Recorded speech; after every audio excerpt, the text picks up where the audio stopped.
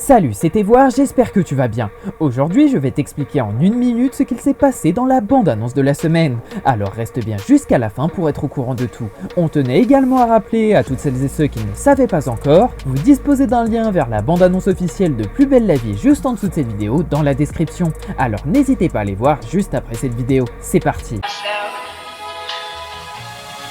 What a wonderful world.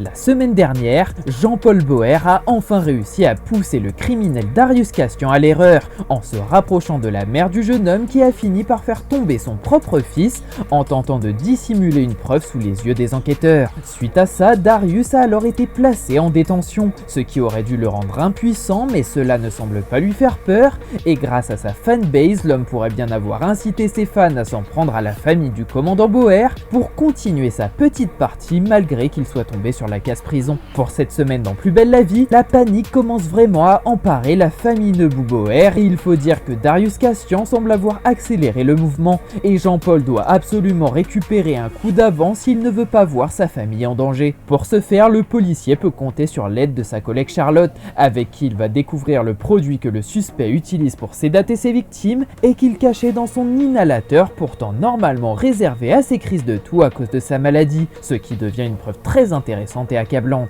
De leur côté, Ariane, Zoé, Eric et Bahram passent des vacances de rêve loin du Mistral, grâce au site web d'échange de maisons qu'ils ont récemment découvert, et les 4 habitants du Mistral n'ont pas l'air d'avoir très envie de rentrer. Il faut dire que même si Zoé accepte de réviser un peu son bac pendant ses vacances, la jeune femme passe surtout la plupart de son temps à faire des petites visites avec sa mère, tandis que pour Eric et Bahram, les sentiments amoureux commencent vraiment à se développer, ce qui pourrait rendre leur histoire de mariage encore un peu plus crédible. Puis le remplaçant de Kylian au bar du Mistral fait enfin son arrivée la semaine prochaine, et il s'agit de Jawad, qui après un long moment d'absence décide de revenir au quartier pour reprendre le poste du copain de sa petite sœur Aya. Malheureusement, le service de Jawad ne va pas être de tout repos, et en effet, alors que de son côté il se sent très à l'aise dans ce nouveau job, sa sœur Aya, qui n'a toujours pas accepté le départ de Kylian, passe son temps à reprendre son frère sur tous ses faits et gestes, ce qui pourrait bien finir par mettre la pagaille au Mistral si les tensions ne se calment pas très rapidement. La vidéo explicative est terminée, j'espère qu'elle t'a plu, si c'est le cas n'hésite pas à déposer ton like et éventuellement à t'abonner pour suivre les prochaines vidéos. Salut!